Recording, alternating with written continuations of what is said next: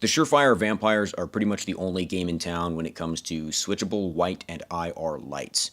The Vampire series lights don't have the best white light performance, and they don't have the best IR performance, but the ability to switch makes them very versatile. For example, I've done comparisons before between the Surefire Vampire and the Malkoff EX250 IR, which is a dedicated IR head.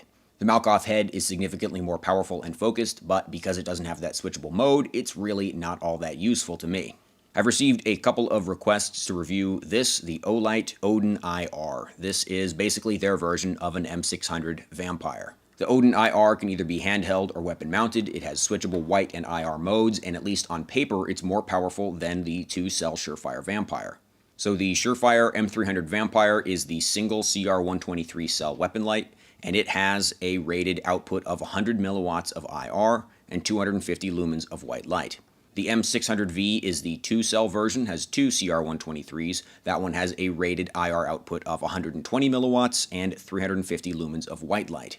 I've compared the 300 and 600 Vampires side by side before, and it's very difficult to tell the difference between their IR performance. It's sort of possible to tell the difference between the white light performance, but it's pretty minimal. By comparison, the Olight Odin IR is rated at 150 milliwatts of IR output and 1000 lumens of white light output. I already knew I wasn't really going to be a fan of this light just because I'm very biased against rechargeable batteries. And even if you're a fan of rechargeable batteries, you may not be a fan of this battery because instead of being an 18650, which is pretty proven technology that everybody already has a whole bunch of, this is a 2700. Also, I know there have been some concerns in the past about Olight rechargeable batteries not being particularly good or safe. So this is a big light, and the 2700 batteries are big, and the whole package is very heavy.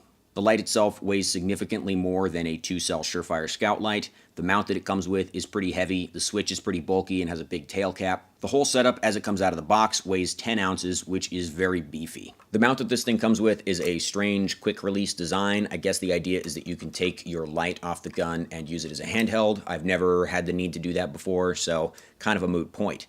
It is compatible with standard Surefire Scout mounts, so you could throw this thing on any flavor of Arisaka mount and mount it however you like, and also shave off a couple of ounces there.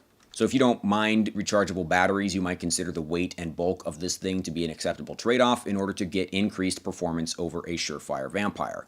Unfortunately, it doesn't perform better than a Surefire Vampire, it actually performs a little bit worse. And I think that comes down to the emitter design.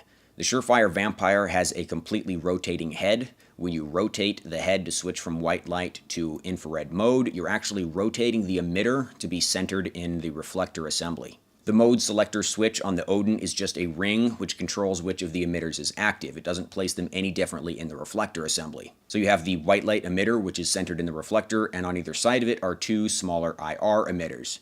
So on paper, the Odin has more output power than the Surefire Vampires, but it doesn't harness that power very well.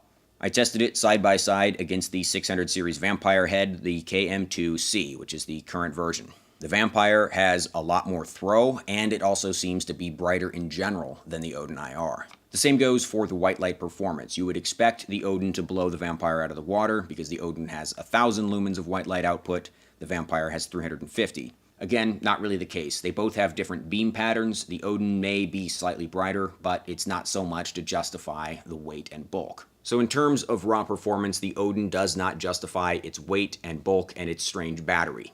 But the problems continue from there because it also has ergonomic problems related to the switching and modes.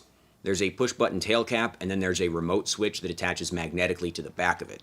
That does give you some nice redundancy. If for whatever reason your tape switch fails, you can just yank it off and you're immediately back to using the button. But I don't really like the way that they have set up this tape switch, and I don't like the button. If you soft press the button, it goes into low mode, and if you hard press the button, it goes into high mode. It also has a sort of built-in momentary mode where if you just tap it, it'll stay on, but if you hold it down, it'll stay on until you release.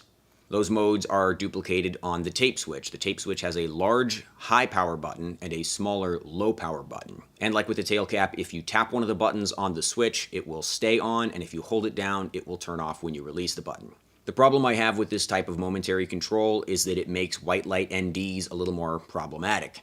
If you accidentally brush up against the switch, your light will stay on, as opposed to just flickering for as long as you're in contact with the switch. Also, it is possible that you will try to briefly illuminate an area with just a pulse of light, and because you didn't hold the button down quite long enough, it doesn't go into momentary mode and your light stays on, because the switch reads it as a tap and not a hold. Streamlight and Surefire switches both have a momentary pad and then a recessed or warded constant on button, which is a much better system. Harder to accidentally activate the constant on button, plus it's a very different deliberate sort of press as opposed to tapping versus holding the large pad. And the last issue with this switch mount interface is that you cannot use it with the huge existing aftermarket of Surefire Scout Light pads. No hot buttons, no mod buttons, no dual switches of any kind. One of the useful things about the Surefire Vampire is that it can be paired with an IR laser and the right type of switch and create a lightweight, semi-affordable ersatz version of a laser device. If you're really trying to cut down on weight, instead of having a D-Ball D2 and a secondary white light, you could have a standalone IR laser and a Surefire Vampire. Reduces cost, bulk, and weight significantly and still gives you all of the functions you need, albeit in somewhat reduced capability. So that's just a whole bunch of reasons not to buy the Olight Odin IR. The only reason maybe you would buy one is because it's affordable. A Surefire Vampire by itself costs generally over $400, whereas this entire package here costs under $200. And it comes with a more versatile mount and with a remote switch, which you don't get with a Surefire Vampire out of the box. Surefire's entire range of white lights is being threatened by other players in the market, but at least for the time being, the Vampires are pretty much the only option in their little niche. Anyway, thanks for watching, guys. As always, if you have any questions, feel free to ask them in the comments. If you like this channel and you want to support me, go ahead and subscribe and consider joining up on my Subscribe Star. There's a link in the video description. I will see you next time.